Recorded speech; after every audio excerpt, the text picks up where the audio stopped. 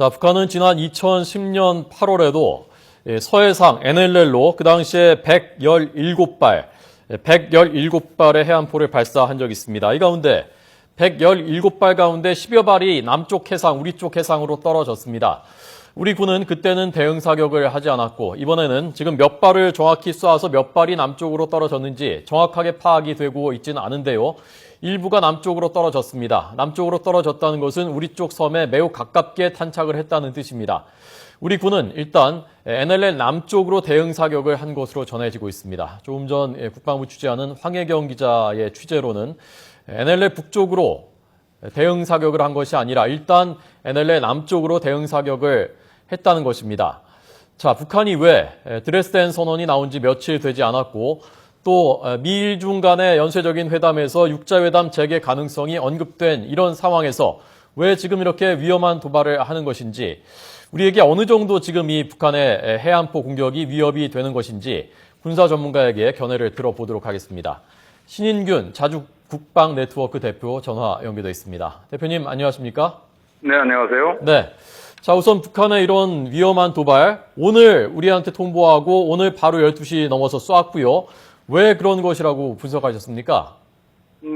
아주 그냥 그 현상만 보면 네. 오늘 포항에서 한미연합 해병대 상륙 훈련을 10시에 시작을 해서 지금 이제 진행이 되고 있는 중이거든요. 물론 상륙 훈련은 마쳤고 지금 이제 내륙으로 진공 작전을 지금 전개를 하고 있는데 네. 그런 그 쌍용 훈련에 대한 대응 차원에서 사격 훈련을 했다라고 볼 수 있지만 네. 그 이면에는 많은 정치적인 어떤 함의가 깔려 있다 이렇게 분석할 수 있습니다. 네. 아니 그런데 남쪽 포항에서 우리가 상륙 훈련을 하는데 거기에 대한 대응으로 서해 5도 가장 민감한 화약고에서 포를 우리 쪽으로 쐈다. 이거 좀 납득이 안 되는 거 아닙니까? 그렇죠. 이제 일단 명분은 한국이 미국과 함께 북한을 침략하는 침략 훈련을 하고 있으니까 네. 우리는 이제 북한입니다. 우리는 방어 훈련을 한다라고 하는 이제 그런 차원에서 훈련을 하지만 예. 그렇게 훈련을 그런 것은 이제 어떤 그 도발을 하기 위한 명분일 뿐이고 실제로 그들이 원하는 것은 정치적인 목적인데 그 정치적인 목적은 지난번 계속 광사포부터 시작해서 스카드 미사일, 프로그 미사일, 노동 미사일까지 계속 발사를 한 것이 결국은 육자회담을 재개를 하기 위한 압박의 수단으로서 했다고 보는데요. 네. 그 육자회담을 하는 데 있어서 한미일의 공통된 주장이 북한의 비핵화 사전 조치가 없으면 육자회담을 할 수 없다라는 기존의 입장을 그동안 바꾸지 않고 있었습니다. 예. 그런데 이제 우리 헤이그에서 그 한미일 정상회담을 할 때 로켓을 쏘고 또 노동 미사일 쏘고 했지 않습니까? 그런 것은 결국 그런 것들로 인해서 한미일이 그 4월 17일 그 안보 관계 회담을 하기로 했지 않습니까? 결국 북한이 그러한 여러 가지 도발로 인해서 한미일의 회담을 끄집어냈거든요. 네. 그러면은 지금 이렇게 도발을 함으로써 한국 국민과 또 어떤 그 한국 정부, 미국 정부에게 북한에 대한 피로감을 주면서 어떤 그 4월 17일 날 있을 한미일 안보 관계 회담에 대한 압박 차원의 결국 북한이 원하는 쪽으로 답을 내놔라 하는 압박 차원의 도발이 되지 않을까 그렇게 봅니다. 예. 좀 더 유리한 카드를 쥐기 위한 속셈이다라는 말씀이었고요. 네. 해안포가 지금 그 서해 5도 근처에만 1000여 문 배치되어 있다고 하는데요. 네. 이 해안포의 위력하고 우리한테 위협이 어느 정도입니까? 해안포는 이제 크게 한 두세 종류가 되는데요. 76mm 평사포가 있고 예. 또 130mm 평사포가 있습니다. 이제 그 구경이 76mm란 말이고 구경이 또 130mm란 말인데 네. 이게 이제 사정거리가 한 12km에서 한 20km 정도 되고요. 최근에는 지난 2010년도에 연평도를 포격했던 122mm 방사포까지 이제 배치가 됐다라고 하는 것이고요. 네. 이게 이제 북한의 지금 해안포의 주력이고 그 외에 지난번 김정은의 현장 지도 사진에서도 공개가 됐듯이 170mm 아주 사정거리가 한 54km에서 70km 정도 됩니다. 네. 장사정 곡사포까지 백령도 인근에 배치를 한 것이 김정은의 사진에서 확인이 됐거든요. 예. 그렇게 어떤 여러 가지 종류의 어떤 것은 우리 군의 대응 사격 거리를 훨씬 넘어서는 원거리에서 공격할 수 있는 그런 자산이 있고, 또 이제 해안포 같은 경우는 동굴에서 이제 바로 우리에게 쏘지 않습니까? 예, 예. 그런 것들은 이제 사정거리가 짧은 것을 바로 전방에 배치해놓고, 그 뒤에 방사포와 170mm 곡사포 이런 것을 이렇게 배치를 해놓고 있죠. 그 말씀하신 장사정포가 사거리가 54에서 70km라면요. 거기서 네. 어느 정도까지 도달할 수 있는 건가요? 지금 이제 우리 군이 보유하고 있는 제일 사정거리가 긴 것이 백령도와 연평도에 있는 것들 중에서 K9 자주포가 사정거리가 최대 40km거든요. 예. 그런데 북한이 가지고 있는 그 170mm 자주포가 사정거리가 최저 54km에서 70km 정도까지 되기 때문에 네. 그것을 쏘면 우리 포로는 대응을 할 수가 없죠. 그 원점을 타격을 할 수가 없죠.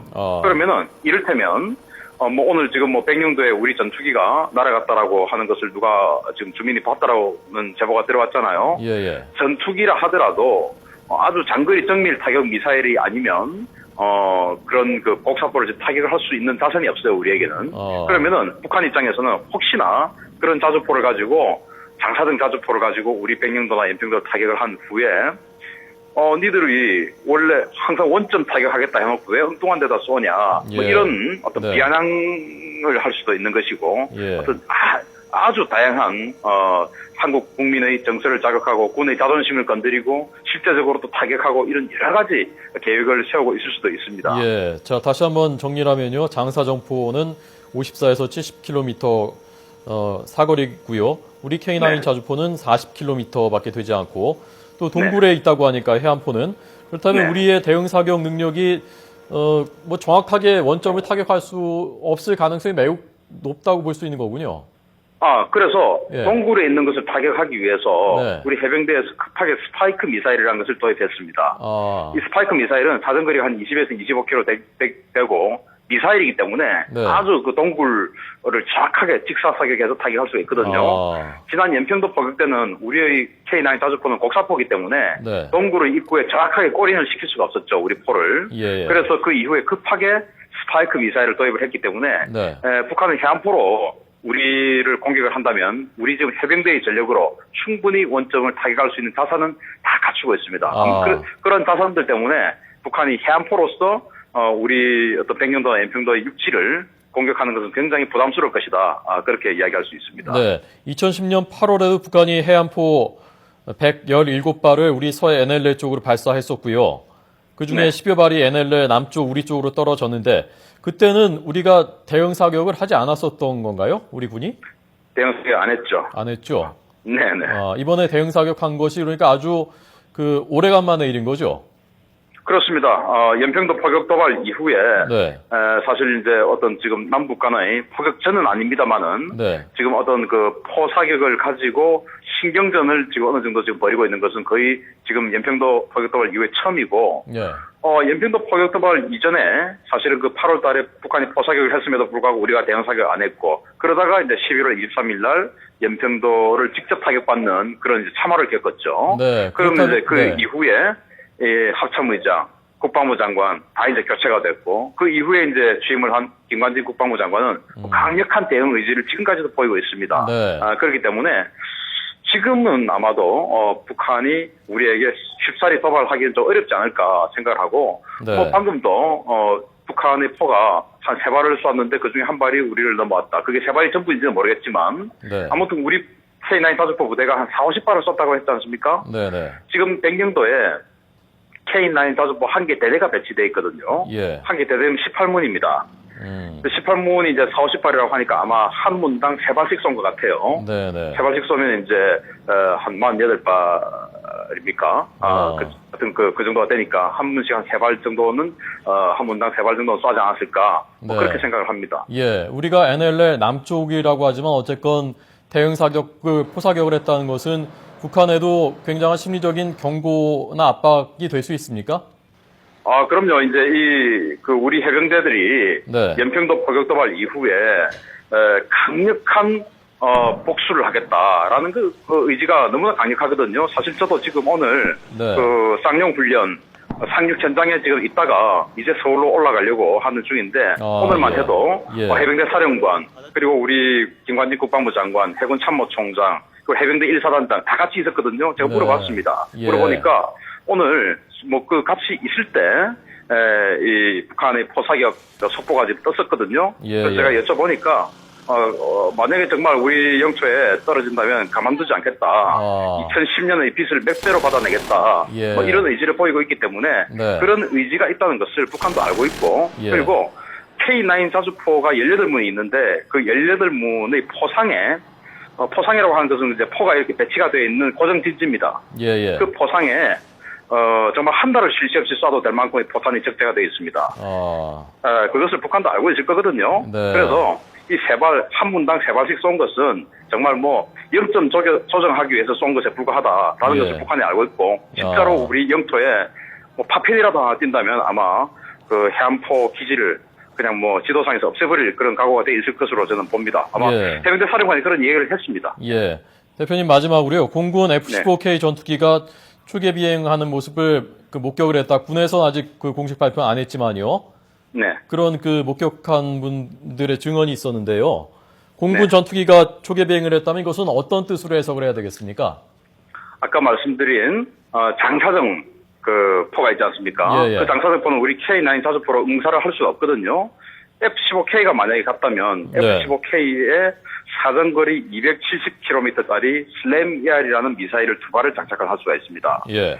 그 2발을 가지고 충분히 멀리서도 북한의 영공으로 들어가지 않고서도 우리 NLL 이남에서 쏘아서 원점을 완전히 파괴시켜버릴 수 있는 그런 능력이 있거든요. 네. 그래서 F-15K 전투기를 보여줌으로써 해안포뿐만 아니고 그 후방에 있는 그런 장사등포 만약에 공격을 한다면 가만두지 않겠다라는 네. 어떤 그런 억제력의 차원에서 미리 초계 비행을 하지 않는가 생각을 예. 하고 과거에 연평도 포격 도발을 했을 때 그때 그 F-15K 왜 슬래미아를 쏘지 않느냐라는 것을 가지고 논란이 있었지 않습니까? 예. 그래서 이번에는 공군도 정말 선제적으로 그 북한의 도발 상황에 대응을 하고 있는 것이다. 그렇게 봅니다. 예.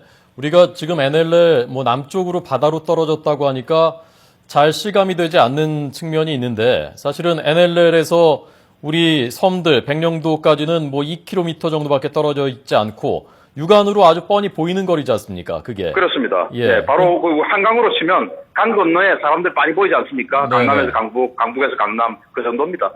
예. 그런데 거기에 지금 그 바다에 떨어졌다는 것은 우리 영토에도 굉장히 직접적인 위협이라고 볼 수 있는 거지 않습니까?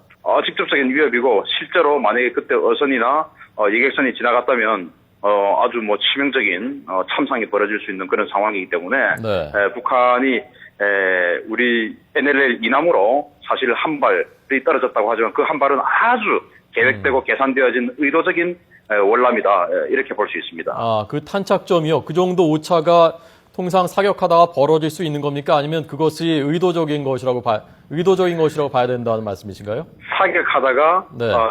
장거리 사격을 하면 500m씩 이렇게 탄착점이 벌어질 수가 있지만 네. 그 NLL의 해안포에서 또 해안포는 곡사포가 아니고 직사포거든요. 네. 거의 평사포기 때문에 바람의 영향을 좀 덜 받습니다. 상대적으로 곡사포에 비해서. 네. 그런 그런 평사포가 이렇게 조금 월남을 해왔다. 얼마나 넘어왔는지 모르겠지만 그런 예. 것은 아주 계획되어진 사격이다. 저는 그렇게 봅니다. 네.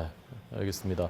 저도 과거에 백령도에서 취재를 해봤습니다만 육안으로 맑은 날은 보일 정도거든요. 북한 쪽이요. 맞습니다. 예, 거기서 포를 쏘았고 우리 쪽 바다로 넘어왔고 물론 항행 금지하라고 오전에 통보는 해왔지만 우리 여선들이 우리 쪽에서는 이미 조업을 또 하고 있었다고 하고 지금 긴급 대피했다고 합니다. 자, 대표님 네, 감사하고요. 계산된 예. 그 곡사포가 사정거리 길게 쏘면 네. 바람의 영향을 많이 받기 때문에 계산된 것보다 더 멀리 날아가서 월남을 할 수가 있습니다. 그런데 아주 짧은 거리에서 청사포를 쏘았을 때는 바람의 영향을 아주 적게 받거든요. 그렇기 때문에 이렇게 경계선을 넘어왔다는 것은 계산된 도발이라는 것이죠. 예, 알겠습니다. 자, 신인균 자주국방 네트워크 대표에게 들었습니다. 고맙습니다. 감사합니다.